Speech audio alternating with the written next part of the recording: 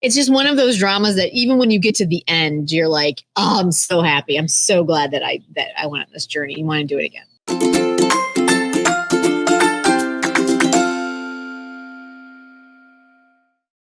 Hi, we're the KThree. I'm Jen. I'm Marisa, and you. Thank you for joining us for a Kdrama Coffee Break. And this is our KThree Top 3 of summer watches. Okay, so we are coming to you because we are going to be taking a little bit of a break this summer. Yeah. And we don't want to leave you without a delicious summer watch list. So we each picked 3 of our kind of favorite feel-good, summery type dramas for you to check out. Yes. I mean, there are big ones out there. Crash Landing on You, Yumi Cells. I mean, those are ones you know about, right? These ones are maybe a little under the radar. Maybe you haven't seen them because that's what we're about. Yeah. Recommending dramas that we love. Exactly. So, yeah. So let's get started. Let's dive right in. Marisa, what's your first one? My first one is Dinner Mate. Yes. Okay. So Song Sung-hun, you kind of can't get more of a gorgeous hunk of man than Song Sung-hun. So Ji-hae, who, if you watch Crash Landing on You, fell in love with her. But also Lee Ji-hoon. Lee Ji-hoon is in it. And then one of our favorite couples, Ye Ji-won and Park Ho-san as Keanu. As Keanu. Oh my God. This is a rom-com for, I think, maybe the mature. Yes. Just a little bit more mature. It's not like Business Proposal in any way, shape, or form, but it's so fun. There's serious elements to it. He plays a psychiatrist. There's mental health issues in it. Lee Ji-hoon, but also she's a competent adult. Yes. There's a lot of food, and it was just so enjoyable. And it starts on Jeju. Oh my God. Perfect for the summer. And it's super like romantic without it being overly, syrupy. He was such an amazing romantic lead male. Holy cow. Because usually he doesn't do rom-coms. No, he usually doesn't, does he? Black and Player and stuff like that. So it was nice to see him turn on the charm, for sure. And also it was super satisfying because we watched it when it came out. It's on iQIYI. And we were going through Crash Landing on You withdrawals. Oh my God, so bad. And then they gave us a reunion with Kim Jung-hyun. And it was a very different storyline, but it was so satisfying to see them together. Yeah. This is a really fun show. Most definitely. Yes. Oh my God, super good. Okay. My first pick is Hello Me. It was actually in 2021. So we watched it during the pandemic when we first got locked in. And this one, I went back and watched just to kind of check my notes. I went back and watched a couple of our live feeds and every single one I opened with, I just love this show so much.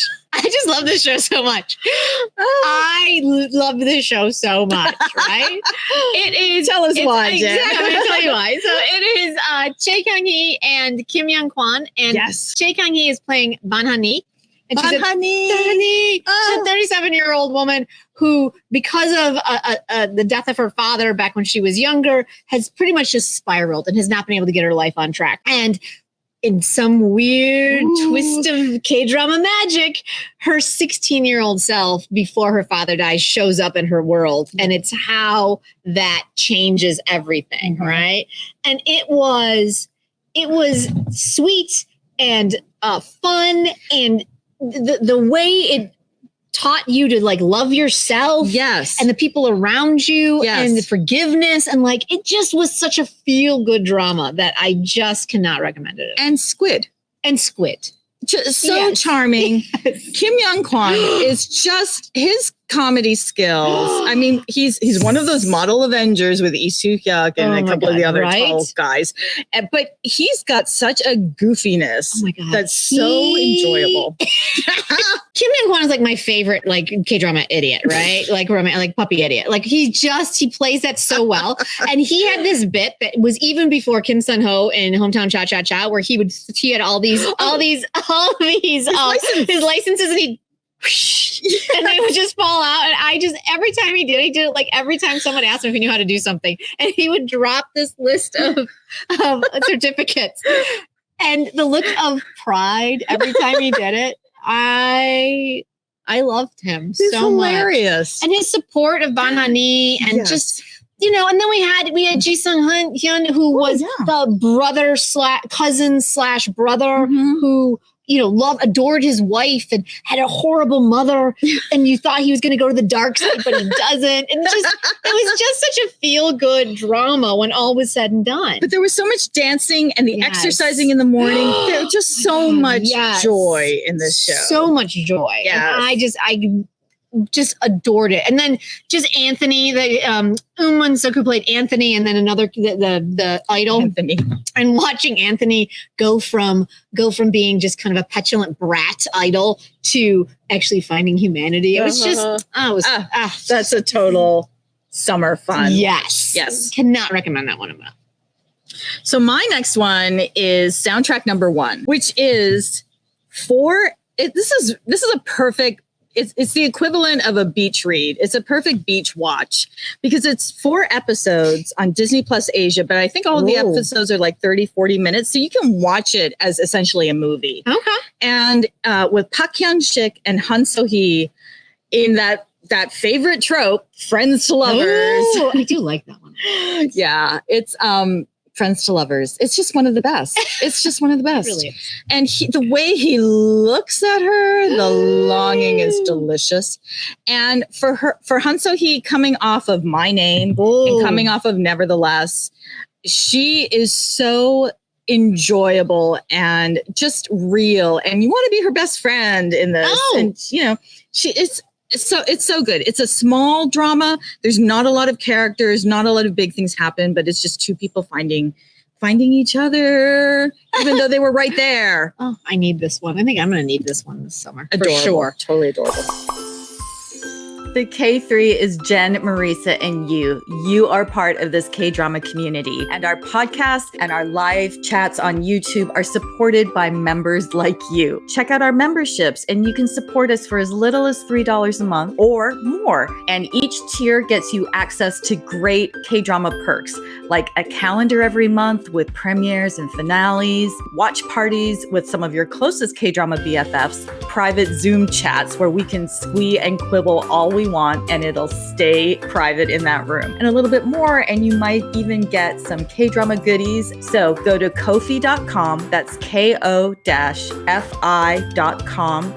K3, click on memberships and support the Kdrama Coffee Break. And my next one is DALI and the Cocky Prince.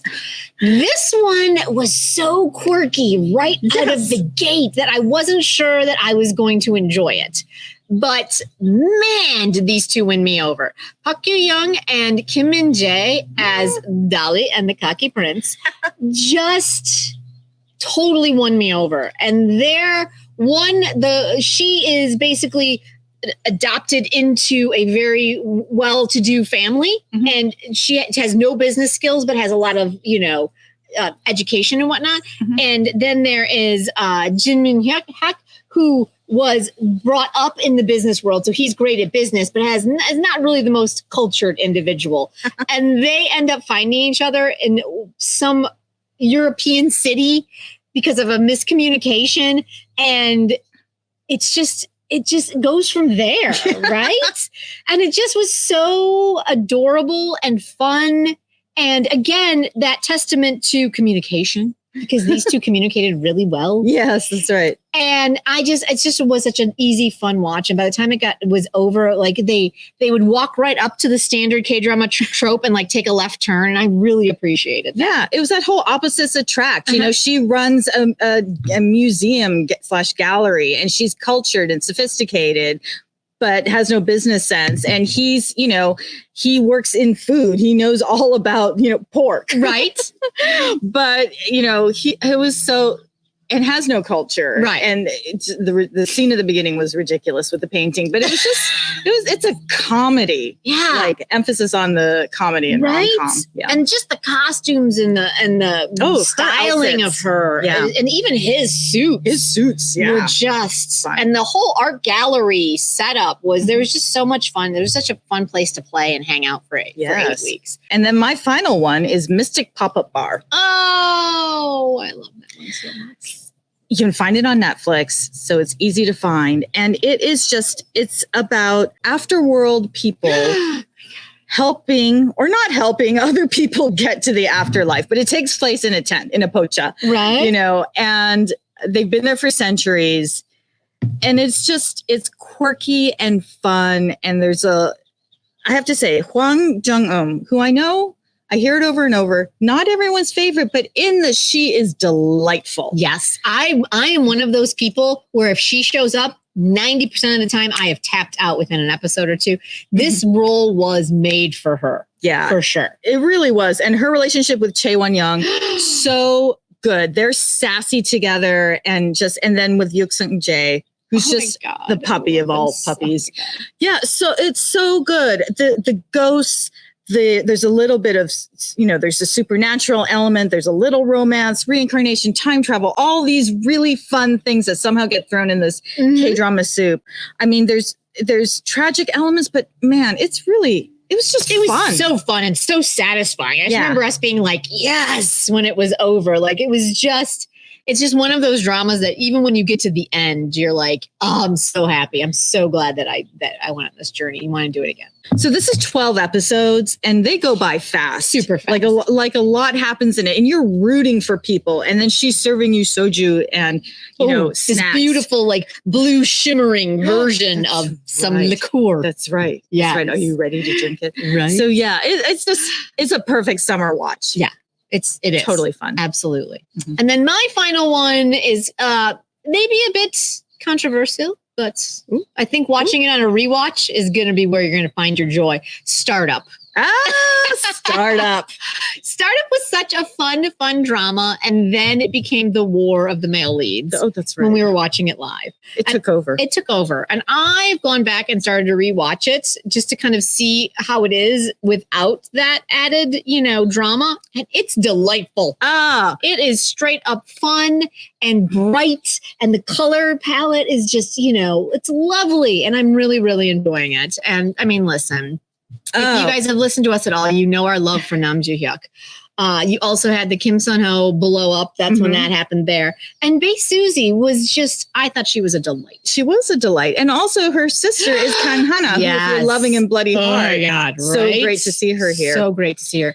And then the grandmother is Kim Hae-suk, who we just saw in Tomorrow, she plays one of the best Harmonies and Jade Emperors. That's right. So it's just, the cast is amazing. The buddies are fantastic. That's right. Samsung Industries is our favorite. Oh my gosh. There's just so much to love. But to watch it without this other conversation that dominated is really, wow, what a relief. Right. And it frees you, right? Completely frees you from being like, well, wait, am I misunderstanding what's happening? And maybe are they going to change it? And like, you just know everything that's going to happen. And it's so much fun. And it's like that book that you just pick up once a year and reread it because it's just so satisfying. And so, yes, cannot recommend that one enough. It's a perfect summer one. Well, that's 6 recommendations. That should get you through the summer. Exactly. So thank you so much for joining us. We are the K3. I'm Jen. I'm Marisa. And thank you for taking a K-drama coffee break with us. We'll see you next time. Bye.